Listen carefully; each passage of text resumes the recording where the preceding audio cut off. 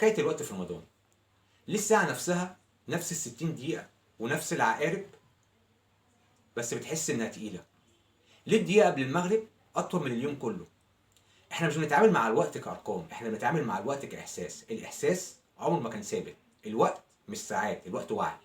الوقت الحقيقي مش في الساعه، الوقت الحقيقي هو وعيك بنفسك. طول السنه احنا مشغولين، شغل، موبايل، سوشيال ميديا، كلام، خروج، دوشه. الوقت بيعدي واحنا مش واخدين بالنا. ليه؟ علشان احنا مش موجودين فعلا، احنا مشتتين. لكن في رمضان الدوشه بتهدى، الجسم بيهدى، الاكل بيختفي، الشرب بيختفي، وفجاه بتلاقي نفسك موجود، واعي بكل دقيقه، واعي بالعطش، واعي بالجوع، بالانتظار. ولما تبقى واعي تحس بكل حاجه. عشان كده الوقت بيبقى تقيل، مش عشان هو تقيل، لكن عشان انت صاحي. الدقيقه بالمغرب ليه اطول؟ عشان الانتظار بيطول الزمن. لما بتستنى حاجه الوقت بيتمدد، لما تكون محتاج حاجه الثواني بتبقى واضحه جدا. الدقيقه قبل المغرب مش دقيقه عاديه، دي دقيقه مشحونه بالرغبه. جسمك عايز، نفسك مستنيه، عقلك بيعد. وكل ما الرغبه بتزيد الزمن بيبقى بطيء. الغريب بقى ان نفس الاحساس ده موجود في حياتك كلها. احنا عايشين في انتظار، مستنيين ننجح، مستنيين نرتاح، مستنيين نتجوز، مستنيين الفرج. طول ما انت مستني حاجه تحصل الوقت بيبقى، لكن اول ما الحاجه تحصل الدقيقه بتجري. يعني المشكله مش في الزمن، المشكله في التعلق بيخلي الزمن بطيء لما تحتاج له. رمضان بيعري لك الوهم ده، بيوري لك قد انت معتمد على الحاجات الصغيره اللي متعود عليها. كوبايه ميه،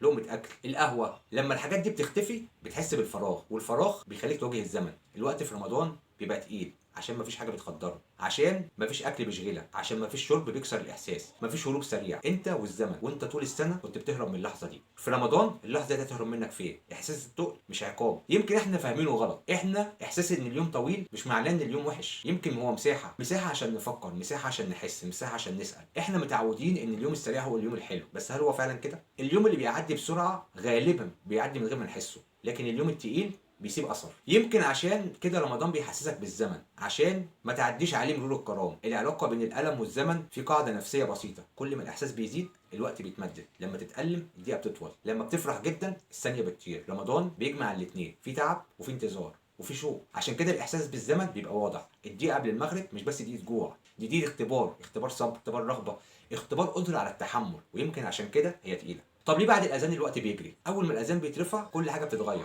الدقيقه اللي كانت تقيله تبقى خفيفه. ليه؟ عشان الرغبه خلصت، الانتظار انتهى. احنا ما بنكرهش الوقت، احنا بنكره الاحساس اللي جواه. لو الاحساس انتظار يبقى تقيل، لو الاحساس رضا يبقى خفيف. يعني الزمن مرايه لاحساسك. رمضان بيعلمك حاجه عن الحياه. الحياه كلها عباره عن دقيقه قبل المغرب. كلنا مستنيين لحظه راحه، بس السؤال: هل هنعيش حياتنا كلها مستنيين ولا هنتعلم نعيش اللحظه نفسها؟ يمكن السر مش ان الوقت يخف، يمكن السر انك تتصالح مع الانتظار. انك تقول لنفسك: انا مش هعيش بس بعد الاذان، انا هعيش قبل الاذان كمان. هعيش الجوع، هعيش الصبر، هعيش التقل، لان التقل ده هو اللي بيصنع العمر. يمكن الزمن الحقيقي مش هو عدد الايام اللي عشناها، لكن عدد اللحظات اللي كنا حاضرين فيها. رمضان بيخليك حاضر، حاضر في ضعفك، في احتياجك، في انتظارك. عشان كده الوقت بيبقى تقيل. السؤال الاعمق: طب بعد رمضان لما نرجع للاكل العادي ونرجع للانشغال ونرجع للجري، هنختار تاني نهرب من اللحظه ولا هنفكر ان احنا عرفنا نحس بالزمن؟ يمكن الدقيقه قبل المغرب مش اطول دقيقه في اليوم، يمكن هي اصدق دقيقه في اليوم. الدقيقه اللي ما فيهاش تمثيل، ما فيهاش تشتيت، ما فيهاش هروب، انت وبس،